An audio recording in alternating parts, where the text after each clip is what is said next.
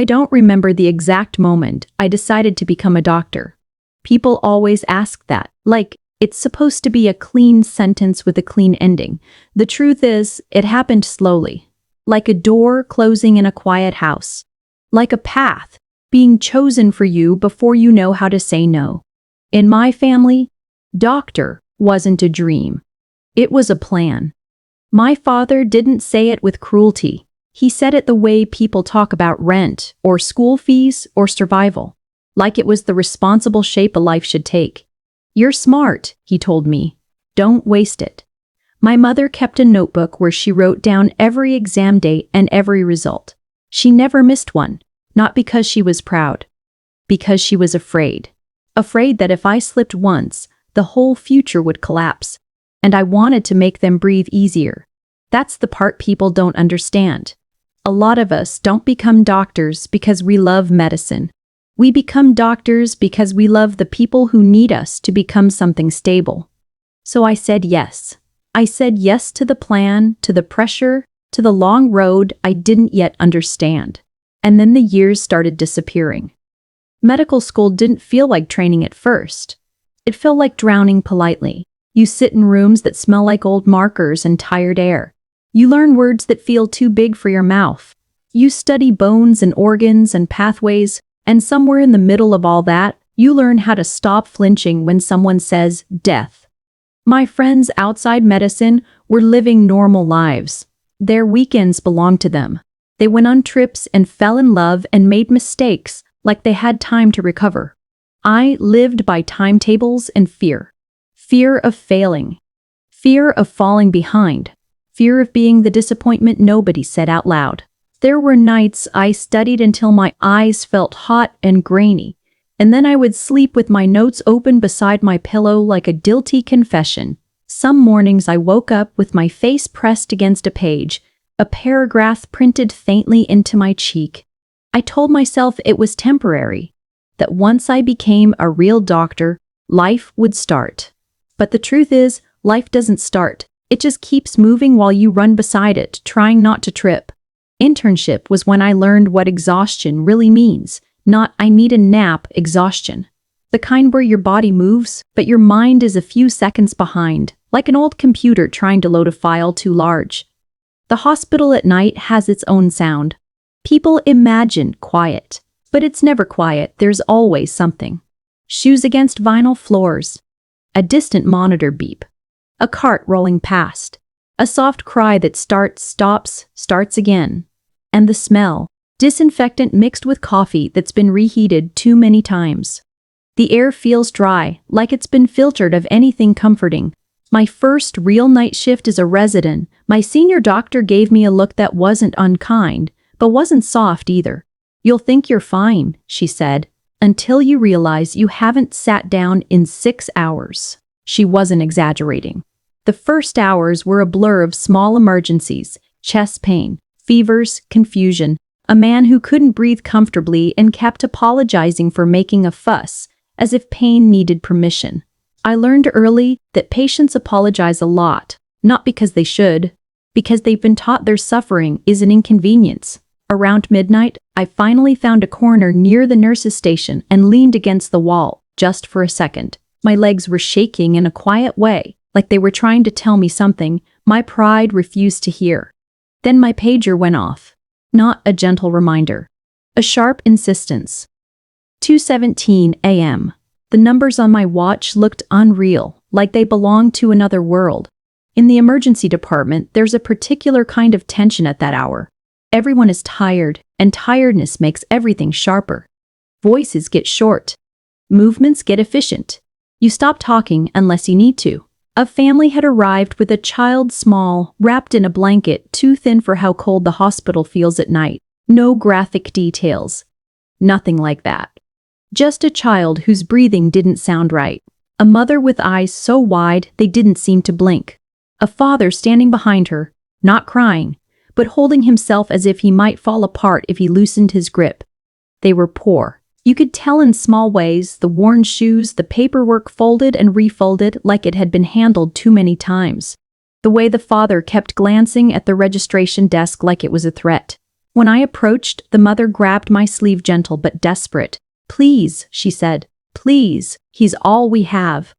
Those words, people think doctors get used to them. You don't. You just learn how to keep your face calm when they hit you.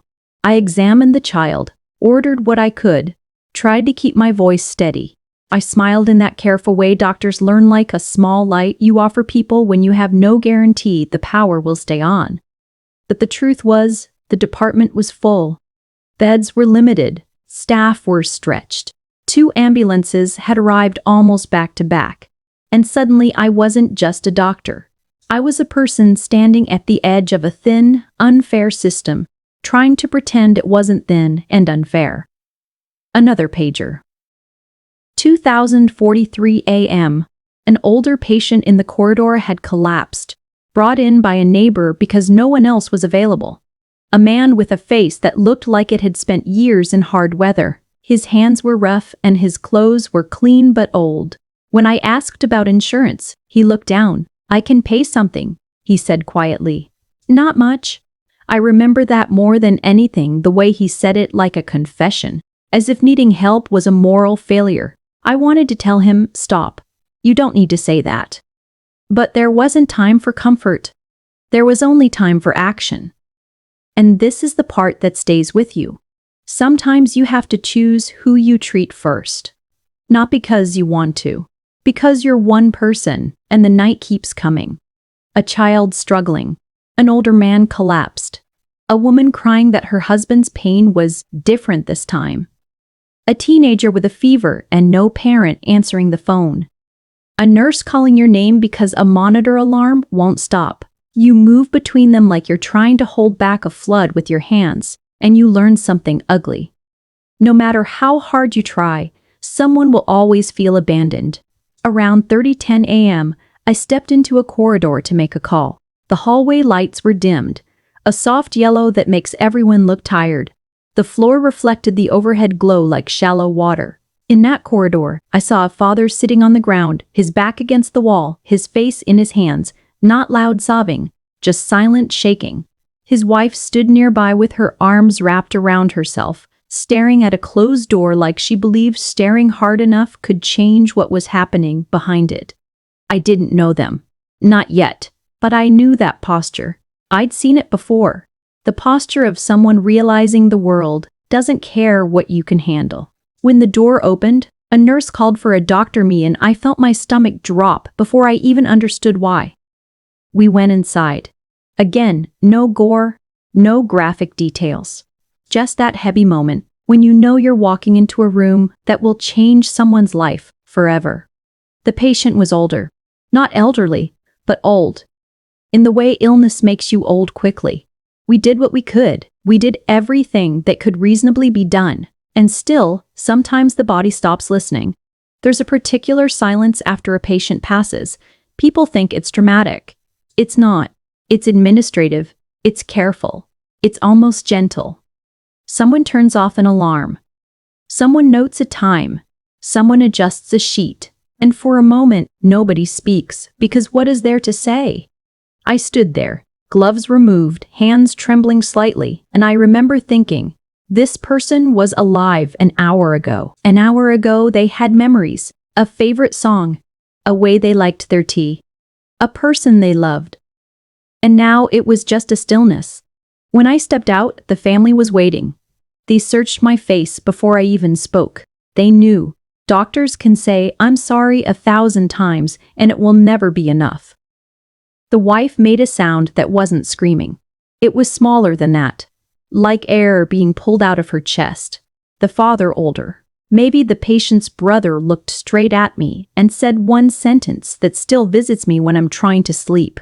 "So what were you doing in there?" Not because he was cruel, because grief needs somewhere to land and you are standing there in a white coat like a target. That's another truth people don't see. Doctors are blamed even when nature wins. Even when the patient came too late. Even when the illness was too strong. Even when you did everything right, the blame finds you anyway. And you learn to accept it. Because arguing with grief feels like punching smoke. I went back to work because there was no pause. There never is. By 4 a.m., my body started doing something strange. It stopped feeling. Not fully, but enough to function. Emotional numbness doesn't arrive like a decision. It arrives like frost. Slowly. Quietly. Covering things. I walked past the child's room again, the one wrapped in a thin blanket. The mother looked up when she saw me, like I was the only solid thing left in her night. "How is he?" she asked, voice shaking. I smiled. I answered calmly. I used the steady, practiced tone. Inside, I felt something crack. Because I wasn't sure, I truly wasn't. And I hated that.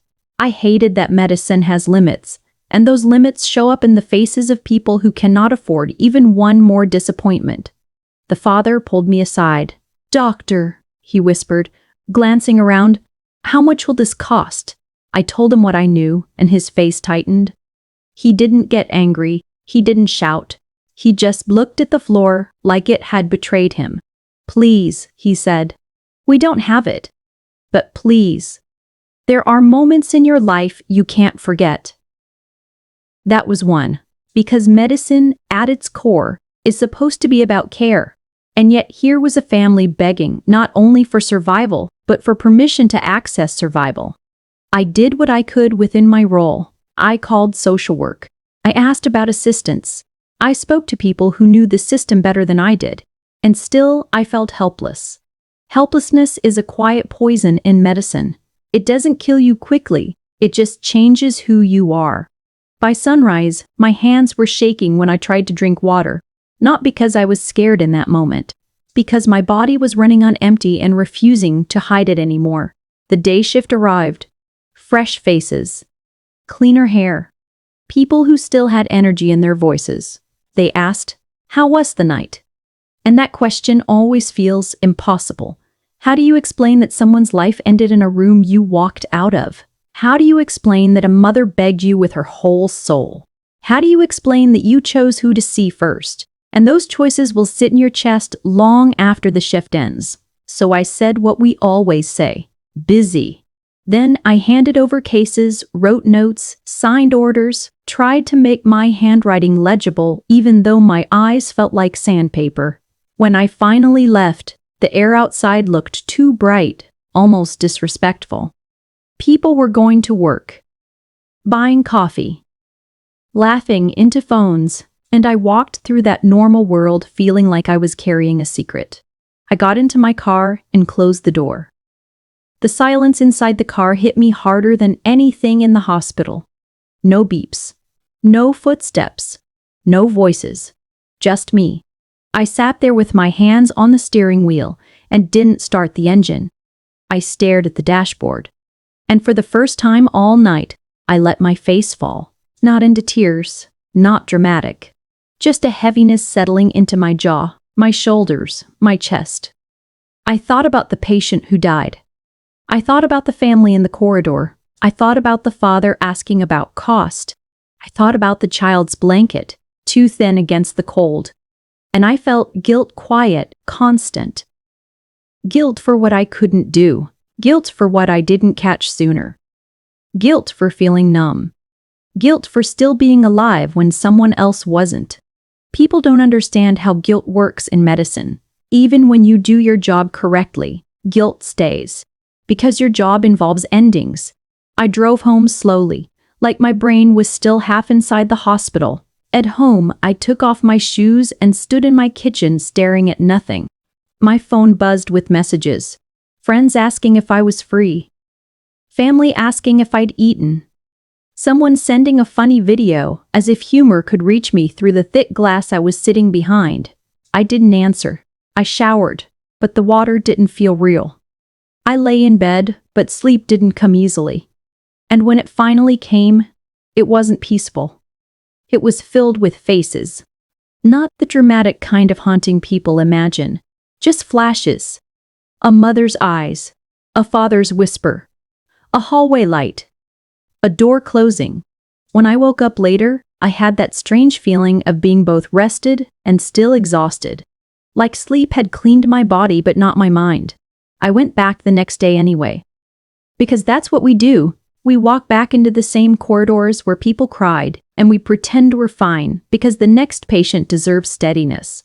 We smile while something inside us breaks.